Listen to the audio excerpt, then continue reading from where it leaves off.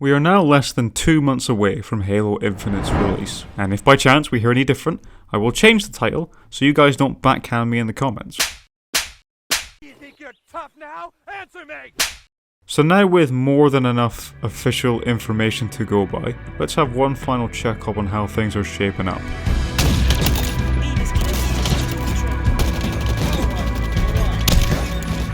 Now given I was finally able to play the bastard thing during its second multiplayer tech preview, I'll quickly run down my overall impressions to start with. It fairly took me by surprise, I'm not gonna lie, for the first day or so, because I had a few subconscious expectations on how I thought the game was going to be played. But once I did adapt, I was hooked. And I would have played a lot more if the scheduled server shutdowns weren't so accurate. So yes, if it meant that I could play more of the game at the expense of someone at 343 getting into some trouble for not doing their job correctly, I wouldn't have complained one bit. There was a couple of things that if I was in charge would have been changed, like the armor coating. Instead of the traditional red team versus blue team, in Halo Infinite all players have their own armor color of their choice, and now there is a red outline around enemy players to help differentiate them.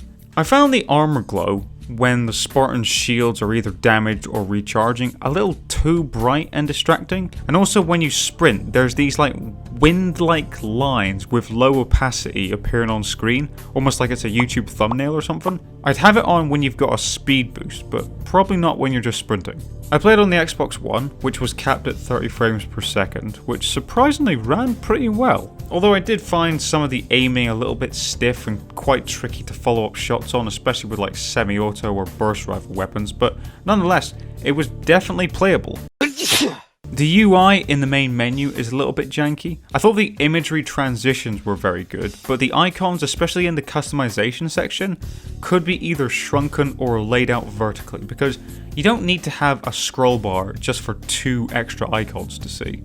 Only showing up on the radar when you either sprint or shoot was my biggest complaint, although 343 confirmed in a blog post that they will be changing that, but I guess they hadn't done it in time for the second tech preview which I played. Now given there's a few other sketchy things to go over, I'll talk about what I enjoyed about Infinite at the end so we can end on a more hopeful note. Did you see what I did there? I want to talk about some shit that will scare you. The biggest headlines obviously are the features that will be absent at launch, the 2 big boys being Forge and co-op campaign. Also assassinations, and one other negative I didn't mention earlier which I'm saving for now, the very stubborn looking progression system. Now, developing, coding and programming video games nowadays is a brutal, grueling process that takes constant tweaking, testing and back and forths. It's a bit like the skip ad button. You know, it eventually turns up, but gosh, it fairly bites its time, doesn't it? Were you about to press Oh, the Jesus. button? Yes. And yet, Come on! here I remain.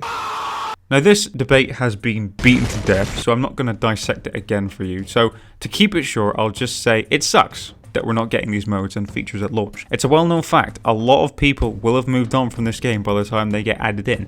I know the multiplayer is free to play, which at this point I think is kind of what we look at as the saving grace in the midst of this shortage of content. Firstly, Forge. Now, I thought it was excellent in Halo 5, and it's really exciting to see what the new additions and improvements that will be added into the Infinite version. And I heard some people say as a consolation that they think if they release it in its own update, it gives it more of a spotlight, rather than releasing alongside the big juggernauts like the campaign and the multiplayer. I mean, yes, maybe, but again, I don't like the fact that we're trying to sidestep the disappointment here. For me especially, it's very annoying, because now we'll have to wait for a bit before I can build a structure that I can use for some Halo cinematic sketches, which I'll share more about in the not so distant future. And the co-op campaign. Look, many people I'm sure were planning to experience the campaign for the first time with their friends in co-op, given the direction that Infinite was going with it. And listen, if you plan to steer clear of this campaign until co-op arrives, which is 3 to 6 months after release, without getting spoiled, I mean, good luck. All I can really hope for is a fine selection of rewards and bonuses that you get for playing co-op, to, you know, encourage you to go back to something you've already played. If we want players to stick around for more than 6 months, one thing that might need some tweaking is the progression system. So if you didn't already know, Halo Infinite will include an additional battle pass, and the only way you can progress through this is by completing standard challenges.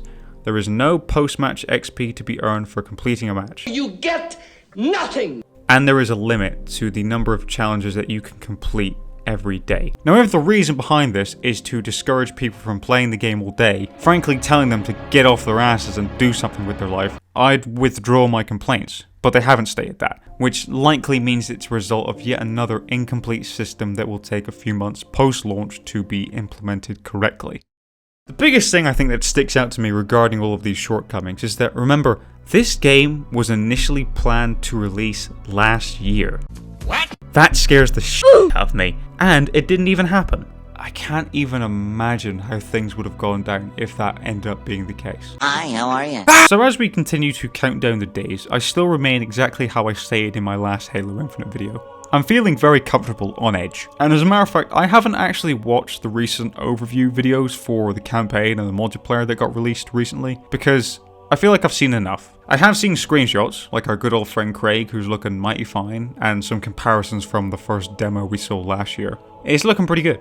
And as promised, what I liked about the tech test was pretty much everything except the things I mentioned. Big statement incoming. The big team battle, especially, was in fact the most fun I have had with a multiplayer shooter in years. Like, just the new abilities have such a charming personality, like the repulsor, for example. Like, there was one moment when me and my friend were about to roadkill this guy and he repulsed us and we ended up getting flipped and eventually killed. And there was this one where the guy used the repulsor to deny me a triple kill with the gravity hammer. And the grapple hook. I've seen people do some amazing things with it. Hurry the flag back to base. Hey now, you're an all-star. Get your game on, go play. Hey now, you're a rock star. Flag capture. A game that allows players to create some good old shenanigans like that will keep the game interesting for a long time. The weapon balancing is pretty good for the most part. There needs a few little tweaks, but nothing really stood out to me as broken. The sound design is very orgasmic.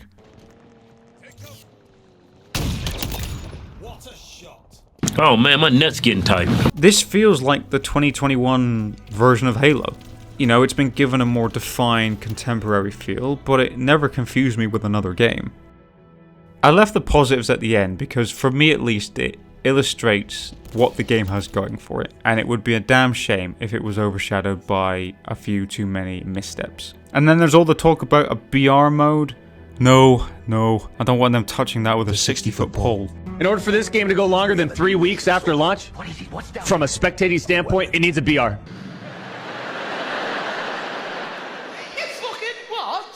I could do a whole video on that, but others have covered it pretty well. To summarize, Halo Infinite in a year's time will be a banger of a title.